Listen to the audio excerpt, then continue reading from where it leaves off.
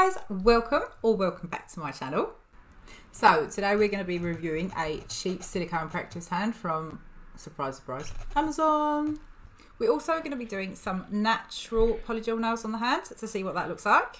So if you like nail tutorials and product reviews, please hit like, subscribe and the notification bell so you don't miss out on any of my shopping sprees.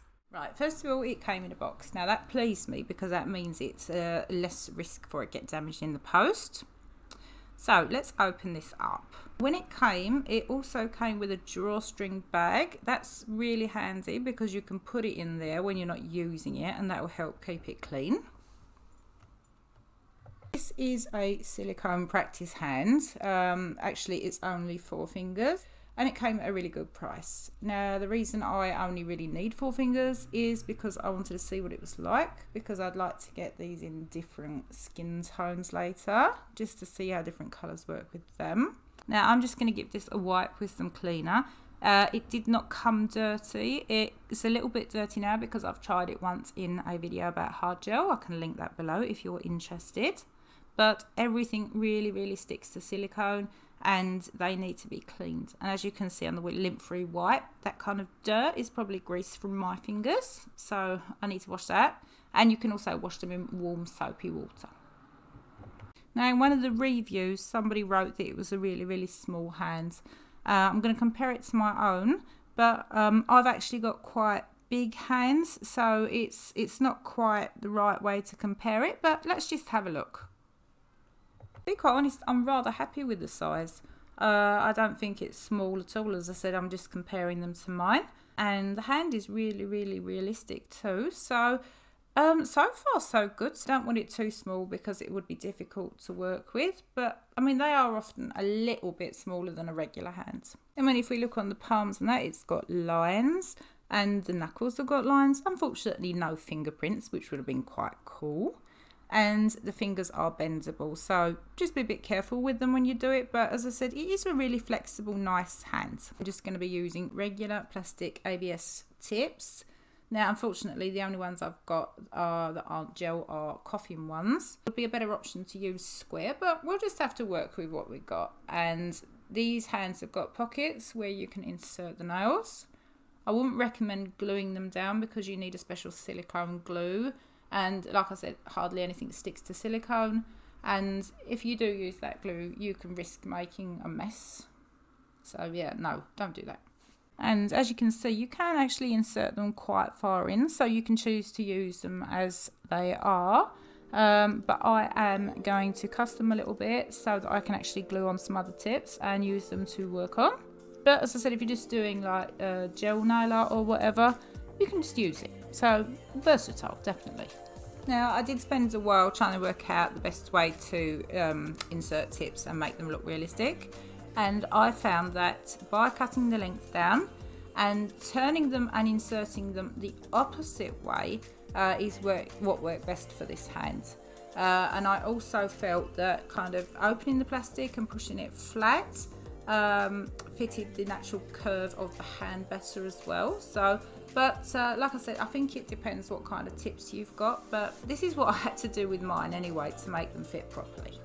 Sizes I ended up using on this hand, I used an 8 on the pinky, number 6 on the ring and index finger, and then 5 on the middle finger. And I don't know if you can see, but when I've inserted the tips and cut them down, I kind of squashed them at the back of the finger just to get them to fit even a little bit better. And that saves you kind of bulking up the cuticle area. You need to be really careful when you insert them because otherwise you can tear the cuticle. So if you just kind of open them up before you put them in and take your time, that should avoid any kind of tears or ripping, because you don't want to go and ruin it if you just bought it. When I'm happy with the fit on all of them, what I'm going to do is I am going to go over them with a sanding block just to kind of rough them up. You can do that with a file as well, because we are going to be using gel on them and we need to have a little bit of a rough surface. And I'm just going to do that real quick and I am going to insert them again. Make them look really fancy and actually more natural. I've just found a couple of rings that don't fit me anymore that I'm going to put on the hands. I really think that they make it look nicer, so let's do that. I'm going to be attaching some coffee nail tips from Beetles with gel today, and I have actually reviewed those tips before, so I'll link the video in the description box. I'm just sizing them from sidewall to sidewall. I am applying some nail glue from Beetles just to kind of hold them down. I will have to find a better solution because this was a bit of a hassle. What I'll do next is I am just going to cut down the length a little bit, and I am going to go in with a file just to refine the sides before I blend the tip in. I'm not making a big thing out of this, it's just to make them look a bit nicer. Normally I would use a sanding band to do this, but there are some children asleep downstairs, so I can't make so much noise tonight, so I'm just going to do it old school with a file. I'm finished. I'm just going to give them a dusting off, and I am going to apply a thin coat of acid-free primer, but I'm just going to do that on the natural nail. I'm not going to bring that down on the tip. Now, because we will be using Polygel today, I'm just going to put down a thin coat of base coat on all the nails, and I'm going to give that a good cure so we've actually got some adhesion. And I hope you noticed when I prepped the nails, I also matted the tip down, because otherwise the base gel wouldn't have stuck. So you've actually got to mat anything that's plastic, because gel doesn't like a shiny surface.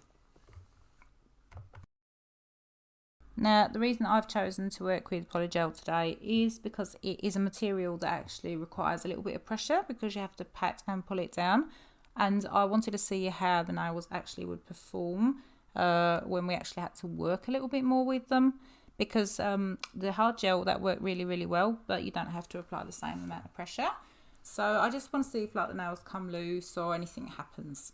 So the way that I work with Polygel is that I'll squeeze out a small amount that I'll place on the nail, not too far up to the cuticle, and I will start pushing it up and bring it down slightly to the sides really carefully. Now, I'm not too fussed when I apply it, and I'll sometimes actually apply it twice and just flash cure them in between, because you can bump them and make like little dents and whatever, so I do like just to set it a bit before I move on to the next nail.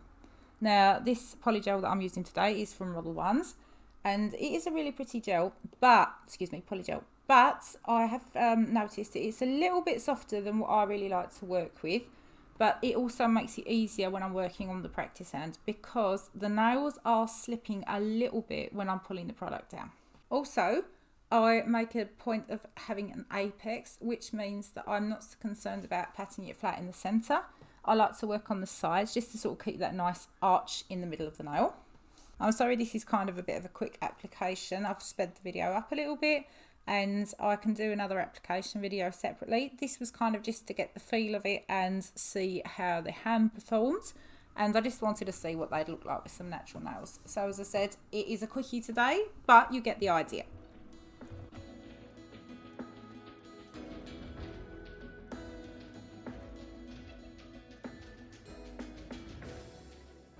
So these are done now. I am just going to clean off the sticky layer with some alcohol before I go in with my tapered ceramic drill bit. Now, the good thing about Polygel is that it files really, really easy. And if you've been a bit careful when you did the application, this shouldn't really be too much work. So what I do is I concentrate on the cuticle area to make that nice and flush, because we don't want a bulky cuticle and that can cause lifting. I'll refine the upper arch and make the sidewalls really nice, and also make sure that I thin out the free edge. So as I said, easy to do, and as I said, I love this, and I will link the products down below. But when I was done, I went over with a hand file just to make sure that everything was really, really refined.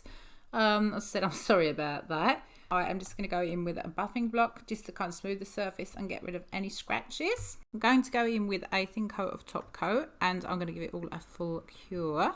And we are going to check out the final result, and I'm going to give you a review on the practice hand. They are absolutely stunning. These would be great on Instagram. So, conclusion, 5 stars. I absolutely love this hand. Easy to work with, reasonable, realistic, absolutely fantastic good value for money, and I will probably be buying more. Thanks so much for watching. I hope you enjoyed this and had fun. So again, please like, subscribe so you don't miss out on any nail crazy next time. So until I see you again,